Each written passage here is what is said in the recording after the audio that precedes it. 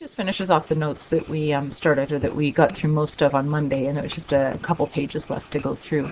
The first little bit is just a little bit about stability, and I talked quite a bit about this while we were talking about radioactive decay yesterday.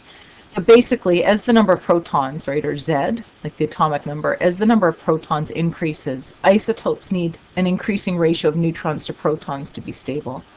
There's no completely stable isotopes with more than 83 protons.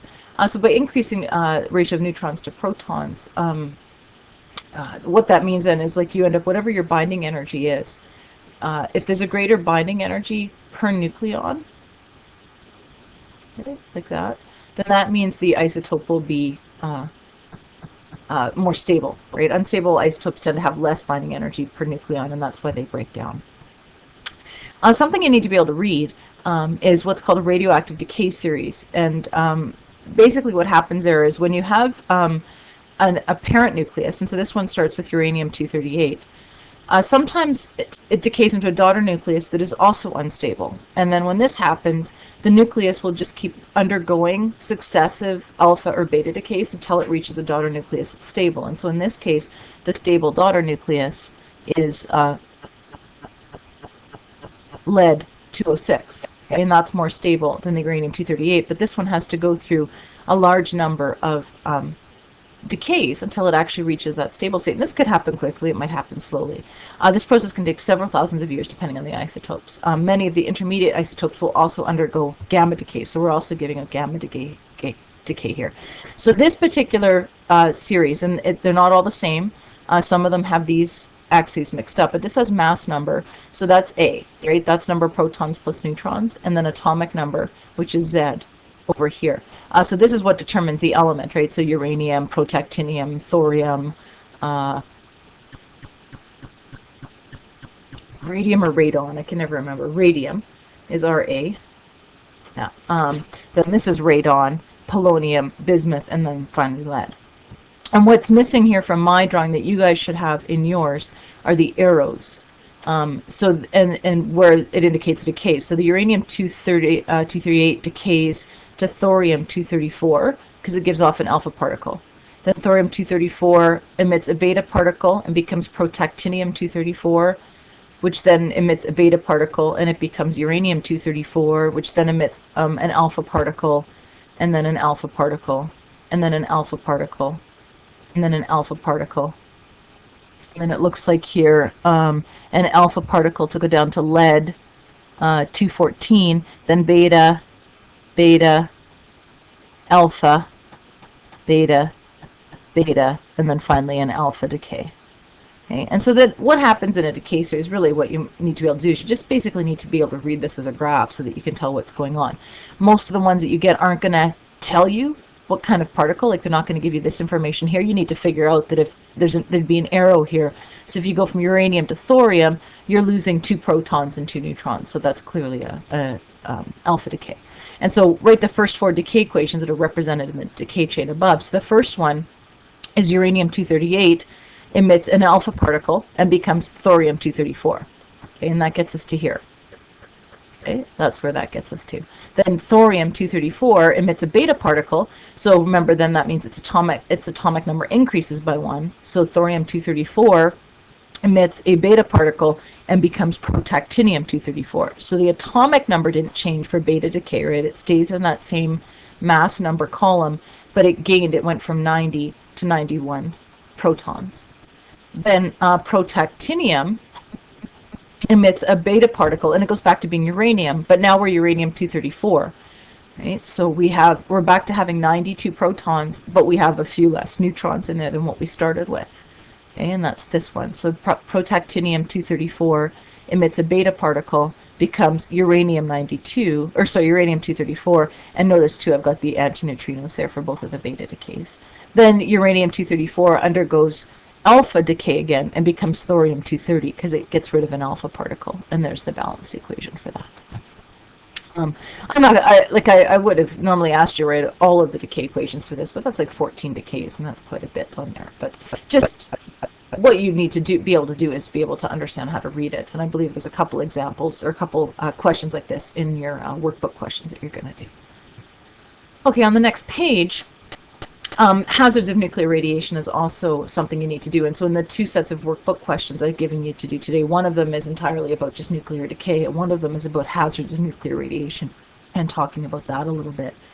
And when it comes to nuclear radiation, there's basically 2 types of risks that are posed by radiation. There's radiation sickness, which is when cellular material is ionized and it disrupts the biochemistry of the body.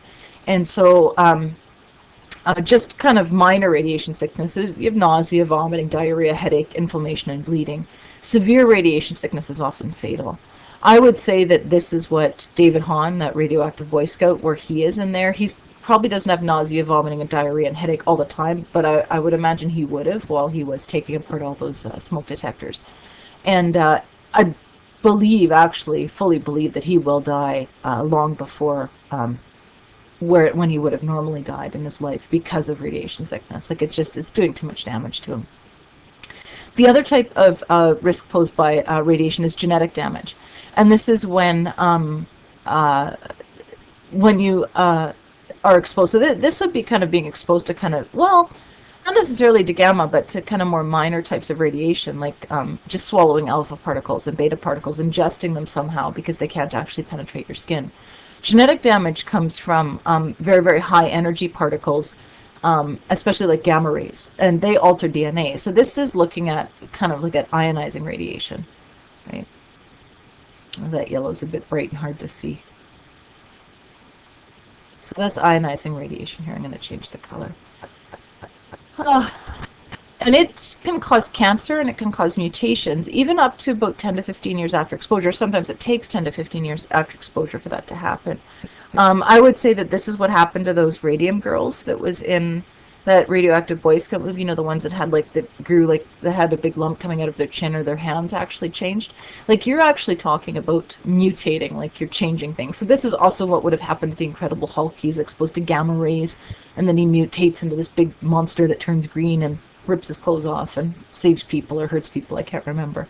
But it's also that this is the kind of damage that you're incurring from like when you have radiation therapy or chemotherapy as cancer treatment. That's why your hair falls out. It's why sometimes the hair grows back in different than it was before it fell out, because you're actually you may have altered the DNA. It's also what would happen when you're exposed to X-rays, which is not radioactive decay, but it is ionizing radiation. That's why they cover you with the lead blanket when you go for an X-ray and things like that, because that actually alters your sex cells, sperm and egg. It actually does damage and changes, it mutates your genes so that your offspring may be born with genetic mutations. Naturally occurring radiation or background radiation is everywhere on Earth, and I've mentioned this a few times. I'm always kind of nasty about our Americans to the south, or our neighbors to the south, and the nuclear bomb testing. But the naturally occurring background radiation, and then the kind of the stuff that's there from the warhead testing and things like that, it's not damaging. It is exposing you to radiation, but that kind of radiation can be repaired by your body. It's pretty minor, and it's generally repaired by your cells.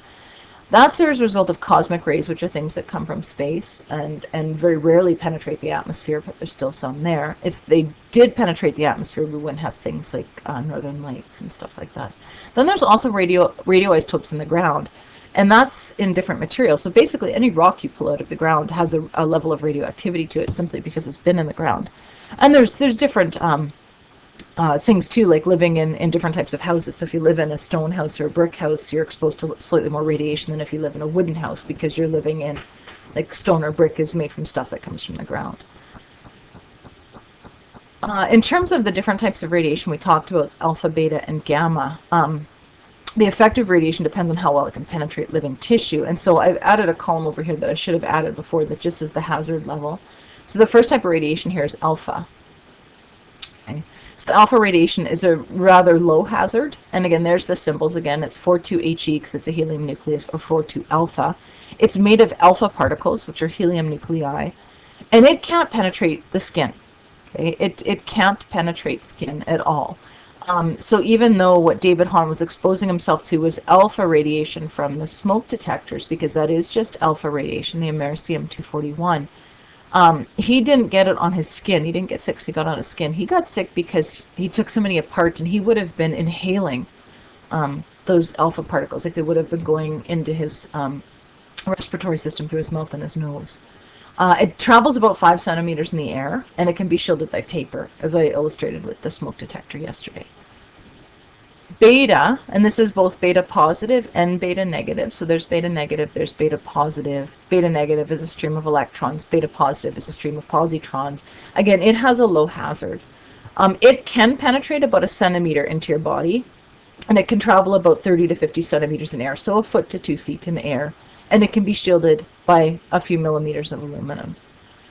So I wouldn't want to really be exposed to these things over a long period of time, but they're not as damaging as being exposed to gamma radiation, okay, which is a very high hazard because it's gamma rays, and we know gamma rays are the highest energy, or one of the highest energy types of electromagnetic radiation that we talked about. There's the symbol for it again. It penetrates right through the body, so it will not only penetrate your body, it'll go right through and hit anything behind your body. So it travels very far in air, and you need a fairly good thickness of lead or many meters of concrete to actually stop gamma radiation from penetrating anywhere. And that's why, like, bomb shelters that people were building in the 50s and 60s, or the 40s, I guess, during the Cold War, they were sort of concrete shells that were buried deep down, and that was the idea that they could withstand radiation. Whether they could or not, that's another story, because we never actually got the chance to test them out. So anyway, so that is that's the remainder of the notes for radioactive decay. The workbook questions are just the ones in your outline that I've listed. I can write them on here for you as well. Just have to open my book. We already did, like, in your outline. Sorry, I've got, like, that alpha and beta are dangerous if ingested, which I mentioned that already. I just want to get rid of this screen. There we go. Okay. So your assignment, and this is based on yesterday's stuff and today's stuff, and please use the time wisely to do this.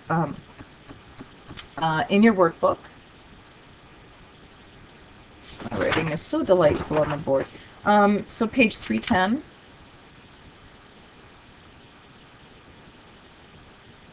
To 311. And this is numbers 1 to 6. And this is about this first page here is about the hazards of nuclear radiation. So this is kind of based on the stuff we just talked about there today. Then we did 313, number 1, that's what we did in class yesterday. And so then the second set, and this is the nuclear decay stuff that is good to do too. So the hazards of nuclear radiation is the theory, part of the theory that you'd be required to know from this particular lesson. So page 315 to page 318. 318's got a nice nuclear decay series on it. And I'm right, it doesn't have the actual types of decay listed. It just shows you in terms of atomic mass and atomic number, and it actually looks like the exact same decay series that was the example in the previous page. So questions 1 to 11 on there. You can also work on your unit assignment. And the unit assignment, if it hasn't been found yet, it's on the table right, just to the right of the smartboard. There's 4 piles of paper that are sort of organized by my classes. So Physics 30 is the one that's right against the bookshelf that has the shelf on it with the drawers for pencils, and the unit assignment should just be sitting on top there. And that's due next Friday. So it's not due until June 7th, but if you want to get a head start on that, you can. And of course, there's also tonight for homework, if you can watch the decay rates lesson video. Oh, geez, my writing has just gotten fantastic. Okay, decay rates lesson. Just search for that. You can put my name in front of it too, or put my name somewhere on it. Right? If you search for Olson, decay rates lesson, it should come up. I got to remember to put that in YouTube. I haven't put it on there yet. And that's for Tuesday's homework, so it's in preparation for what we're going to do Wednesday. And Ashley, I've left a flash drive in an envelope with your name on it if you want to take that home, and it's got that lesson on it as well. Have a good day, you guys. I'll see you tomorrow.